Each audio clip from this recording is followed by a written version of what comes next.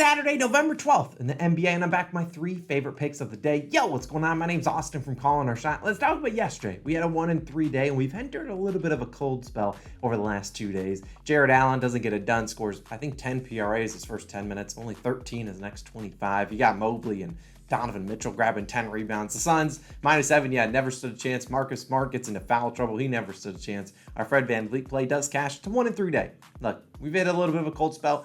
It's going to happen. You see the record on the right side of the screen. We're up over 22 units. Our best bet of the day segment is sitting at a 75% clip. If you didn't expect a little bit of regression, then I don't know if you've ever been sports betting, but we would do a little bit of regression. I'm still confident. All these picks, I would still play them again. We just had some bad beats, the ball not bouncing our way. But I do have to remind people, you got to manage your bankroll. If I lose one pick, you can't just say, oh, I'm going to put 3 units on the next pick. That's not how you make money long term. You got to manage the bankroll, set your unit size, and stick to it. That's the only way you can beat the books, and we're going to continue to do that all season long. We're going to continue to make money all year long. I expect to be well above 22 units, but if you keep forcing plays, probably not going to get there over the long haul. So manage your bankroll, set your unit size, manage that. That's the only way you're going to make some money. But without further ado, we're going to dive into our 3 favorite picks today. If you are new, go hit that subscribe button, hit that like button too. We have a couple other videos live on the channel. Number 1, our college football week 10 or week 11 best bets video already live. We have our week 10 best bets video for the NFL, as well as our parlays and player props video live yesterday.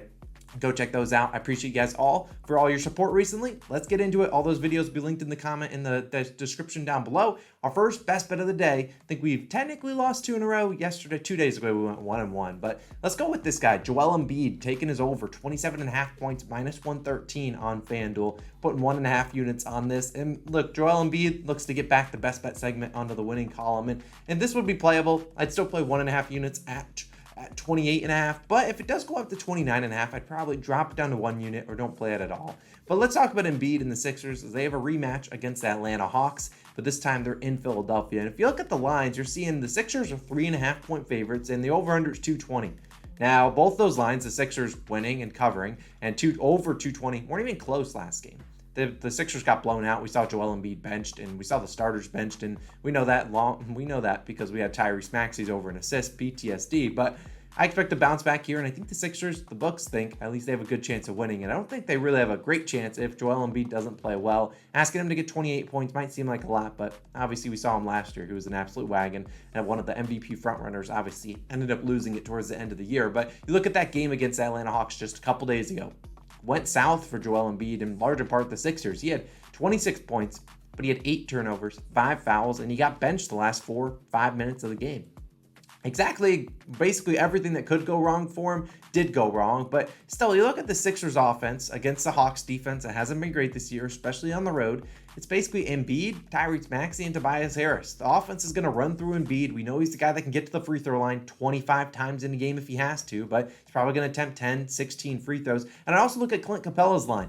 That Clint Capella's line hasn't changed at all. It was 20.5 the last game. He went and had like 37 PRAs. It hasn't changed at all. So I think Clint Capella goes way under, and that probably means that they're calling fouls on Clint Capella. And we see Joel Embiid at the line a whole lot. You look at Embiid, the last 6 games, he's been over, then under, over, then under, over, then under this line. Oh, he went under last game. I think he's going to be doing a little bit of an over, a little bit of regression. I mean, this is the guy that's going to shoot 18, 22 times tonight, attempt 10 to 12 free throws, maybe more. In his last 4 against the Atlanta Hawks, 26, 23, 28, and 49 points. He obviously had a great record against them in the postseason. I believe back in 2021, in June of that year, he was scoring 30-plus points at home consistently. He's that back at home. The Sixers need him to score. They need to bounce back, score to win this game. I think Embiid has a great night. We're trusting the process, taking his over 27.5 points. A little lofty of a number, but I'm confident in Joel Embiid getting back on track in this one, not getting a lot of turnovers. Just doing what he does best, which is scoring the basketball. I also don't mind his rebounds prop if you want to look at that. Now let's keep it moving. We're going to talk about 2 other props that I really do like. Sticking to the points props, I'm just not going back to those PRAs or rebounds and assists. Just ask people to put the ball in the basket, or not if we're taking unders. But today we got Damian Lillard of the Blazers taking his over 23.5 points, -117 on Caesars. Now you can play this easily up to 24.5. Look, if Dame's going to hit this over, he's probably going to have a lot more than 23.5 points, or he's going to go right under this line. But Damian Lillard averaging 28.6 points per game this year, Why is the line still 23.5? Might feel like a trap, but they've still been setting it at 23.5 the last couple games, and he's still been cruising over that. And they're on the road in Dallas today. Now, Dallas has historically been a pretty good team this season against point guards, but Damian Lillard, not really your normal point guard. This is the guy that could score 24 points in one quarter. We know that out of Damian Lillard. He can get hot, and when he gets hot, this line could be done by halftime. But Lillard over this line in 4 of 7 games played this year. His couple misses, 19 and 22 points, both against Miami. And he had only 12 and 13 field goal attempts in those 2 games. I know the Mavericks are a good defensive team. That likely means Lillard actually has to step up a little bit more. Jeremy Grant could be in foul trouble, as he probably is guarding Luka Doncic. Anthony Simons, a volume shooter, notoriously not as good on the road as he is at home. Obviously on the road in Dallas today. And like I said, Damian Lillard can go out there and score 30-plus points. It wouldn't surprise anyone here. And I can sleep at night knowing I bet Damian Lillard over 23.5 points in a buy low spot for him, and he went and crushed it. Now, Luka Doncic against him, he's hit this over 9 of 11 career games versus Luka, scoring 30-plus points in all 9 games that he hit the over.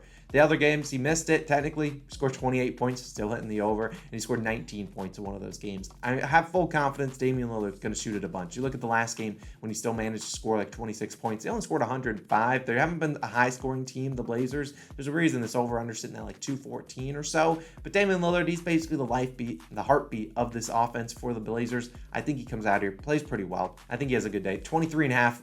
Look, I would take this line every single night for Damian Lillard. There's no chance this is the final line by the end of the year. You're getting a great buy low spot, whether it's 23.5, 24.5. I think Dame has a pretty good game. As you know, like I said, the Mavericks are a good defensive team. Someone's going to have to score the basketball, and we know Dame, if he gets to the free throw line, he's going to knock those down. I think he actually missed 4 of 8 free throws in his last game.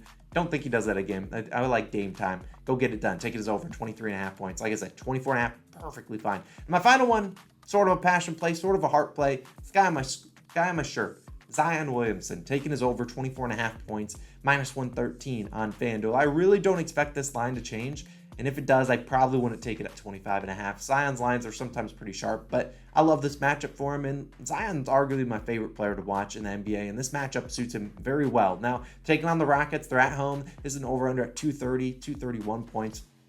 Points are expected. The Rockets don't play a whole lot of defense, especially against guys driving. And you look at Houston, allowing the 6th most points per game in the paint. Yeah, that's not great. And you know where Zion takes basically 99% of his shots?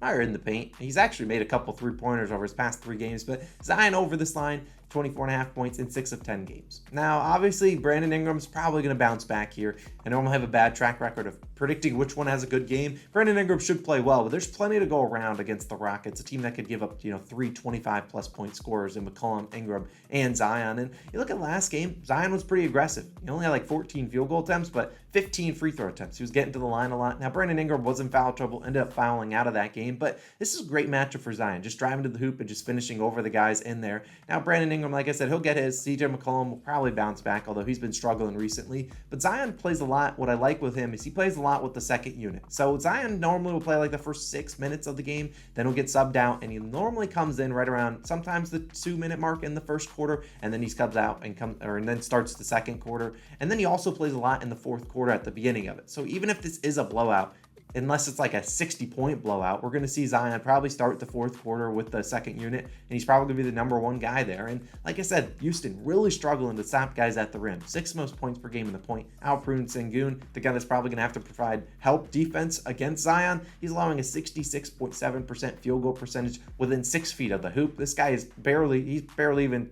trying to contest any shots. And the only guys that have really been playing decent defense near the hoop is Jabari Smith Jr., the rookie, but Zion's a lot bigger than him. I don't think he can kind of contend with this muscle, and I just don't trust the Rockets to be able to stop Zion. I think they can keep this game close. I think Jalen Green and Kevin Porter Jr. and company can keep it close, but I think Zion's just too big. I think he's just too strong. He's had 29 points in their last game. That was a game that the Pelicans scored 95 points. They're going to score well above 95 today. We just need Zion to get those field goal attempts, and I certainly think he will get them against the Rockets. Like I said, he can drive to the hoop. There's not a lot of help defense, and Zion might get a couple free throw attempts. He's been getting to the line a lot. As long as Brandon Ingram isn't in, sorry, I'm not passing it to you mode, I think we should see Zion have a pretty good night. 25-plus points against a Rockets team that he's notoriously played pretty well against, and other guys that drive to the hoop have played well against. And also, he's at home. It's over in 2 of 3 games at home this year. His only miss was an 11 field goal attempt game against the Warriors. Obviously, a better defensive team.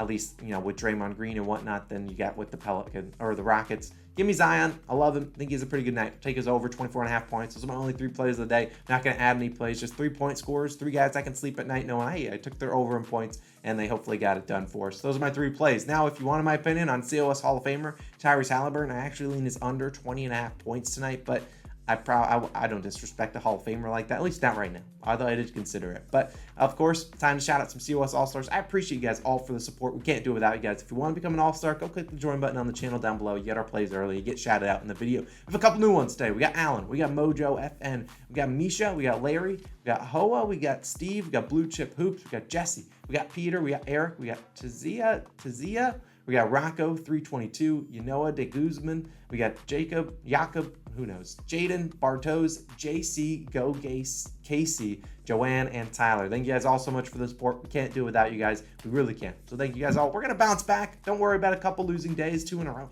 It's not going to worry about it at the end of the year. We're going to dive back in, bounce back today. Promise you that. 3 reminders. There's a couple videos all up on the screen. Parlays and player props. Week 10 best bets for NFL and week 11 best bets for college football. They're all on the screen. Go check them out. I certainly would appreciate it. See you in those videos. We might have a video later today for more NFL plays. We'll see about that. See you guys in the next one.